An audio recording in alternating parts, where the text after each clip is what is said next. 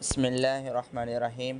حضرت صلی اللہ علیہ وسلم نے ارشاد فرمایا ہے کہ جس شخص نے رمضان کے روزے رکھے پھر اس کے بعد 6 روزے شوال کے رکھے تو ایسا ہوگا جیسا کہ ہمیشہ یعنی سال بھر روزے رکھے اس نے۔ یہ مسلم کی روایت ہے، اور اس کی وجہ یہ ہے کہ ایک نیکی کے بدلے میں 10 نیکیاں ملتی ہیں۔ پس رمضان کے روزے رکھنے سے 10 ماہ کے روزوں کا ثواب مل چکا تھا، 6 روزے اور رکھے اس نے تو بقیہ 2 ماہ کا ثواب حاصل ہو گیا۔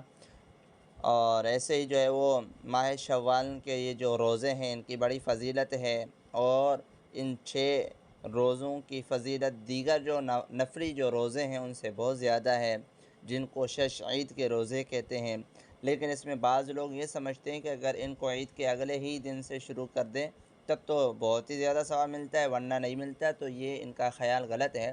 بلکہ اگر مہینہ بھر میں بھی ان کو پورا کر لیا تو ثواب میں کمی نہ ہوگی، خواہ عید کے اگلے ہی دن شروع کرے یا بعد میں شروع کرے، اور خواہ لگاتار رکھے یا متفرق طور پر رکھے، ہر طرح ثواب ملے گا۔ ماہ شوال کے جو روزے ہیں ان سے پچھلے روزوں کی قضا نہیں ہوتی۔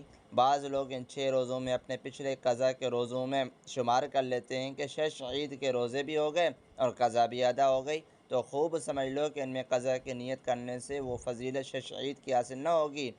قضا الگ ادا کرے اور ان کو ثواب کے لیے الگ رکھے۔ گو بعض کتابوں میں اس کو لکھ دیا ہے، لیکن قواعد کے خلاف ہونے سے وہ صحیح نہیں ہے۔ اللہ تعالیٰ سے دعا ہے کہ اللہ تعالیٰ ہمیں سمجھنے کی توفیق عطا فرمائے۔ وآخر دعوانا الحمدللہ رب العالمین۔